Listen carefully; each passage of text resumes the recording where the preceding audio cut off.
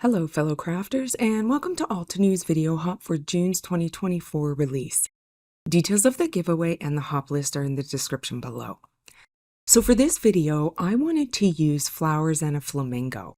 I'm also going to be doing something a little different in this video, something I normally don't video, and that's I'm going to be doing some watercoloring with the fresh dye inks. And Altenew came out with some beautiful new inks for this release.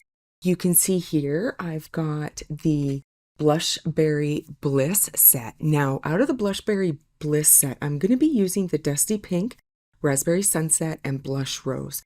I'm not going to be using the Strawberry because it's a little bit too light for what I need, and it barely shows up on the paper, but it is amazing for ink blending. But I'm not going to be doing that in this video today.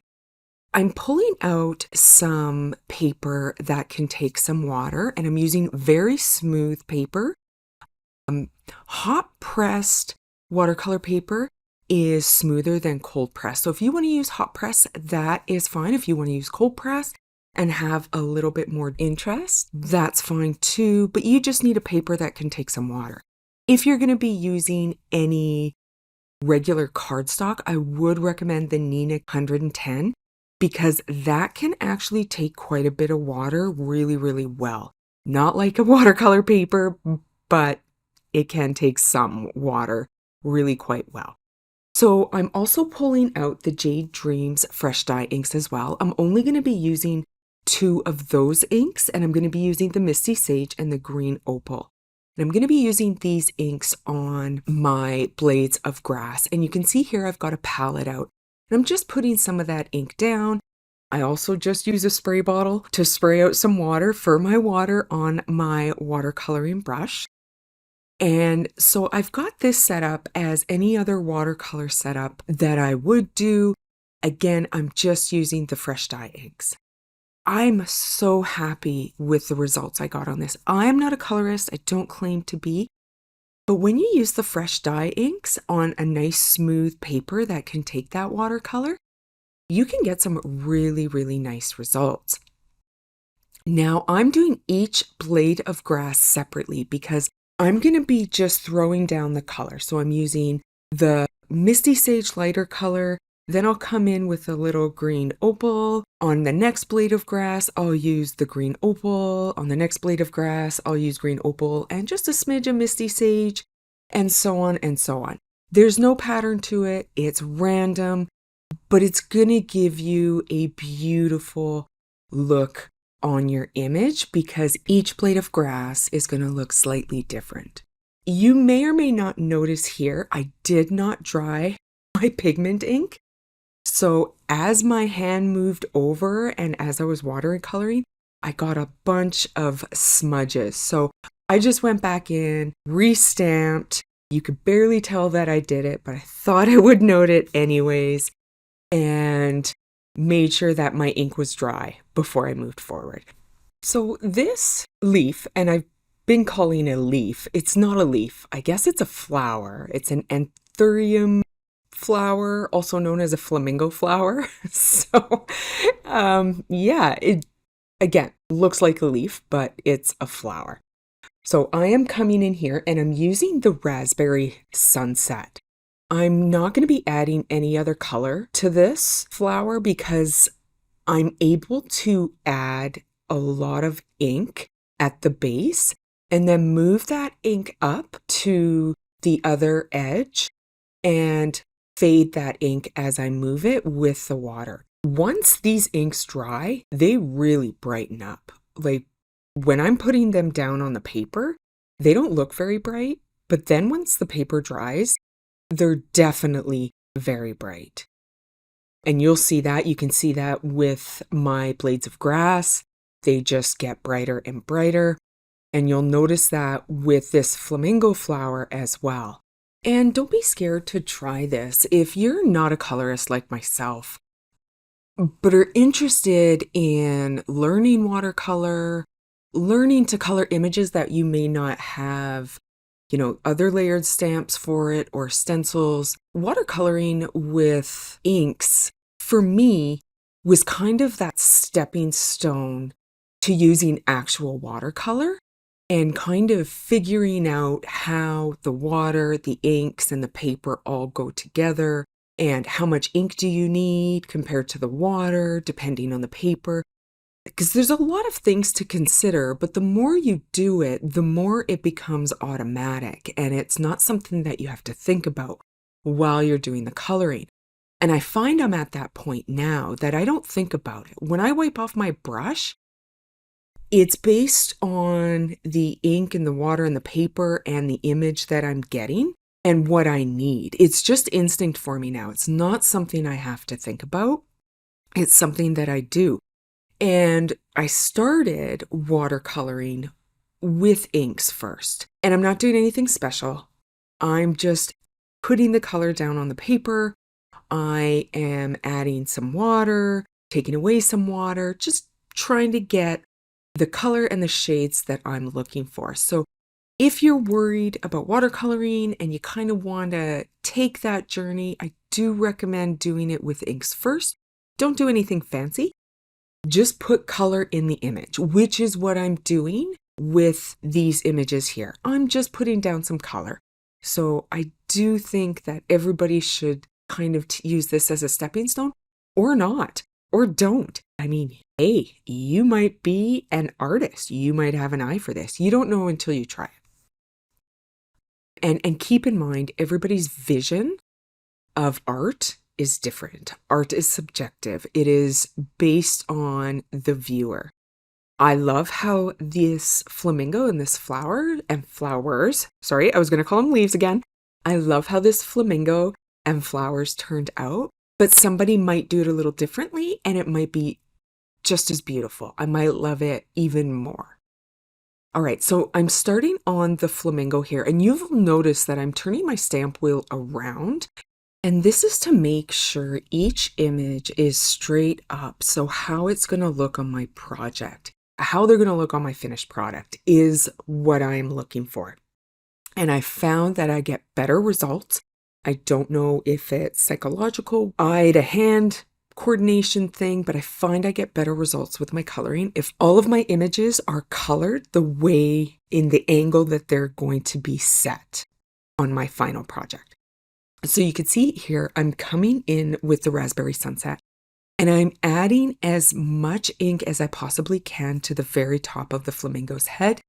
And I am dragging that color and water all the way down the flamingo's chest and having it fade out to a lighter pink. I'm actually going to bring in a little bit more ink because I want a little bit more color. I really want it to be bold on the flamingo's head, and again, drag that down the flamingo's body. Now you can see here on the flamingo's beak, I actually Googled a flamingo, and most flamingos have that pink in this spot on their beak, and it kind of fades out as it goes up to the eye. And that's what I'm adding here. And don't be afraid to Google the image that you're coloring. You might get some great ideas from it. I feel like I do, and that's how I like to color my image. No, it's not perfect. No, again, I'm not an artist. I don't have every single shade. I don't think about the light beaming down on a certain angle. I don't think about that stuff. I just color it. I just want some detail, yes, but I just color it. Because you have to leave a comment anyways, I would love for you to tell me what your watercolor journey looks like. Or maybe you don't have a watercoloring journey. That's okay too. Is it something you want us to start? Is it something that you're thinking about? Is it something you're worried about getting into? Could be the cost of watercoloring. And starting out with the inks you already have is a great way to minimize those costs. So you would only need to worry about the paper because you do want a watercolor paper. So let me know what your journey looks like, if you have a journey. I think I've done enough talking in this video. I am going to throw on some music and I'll be back in a couple of minutes.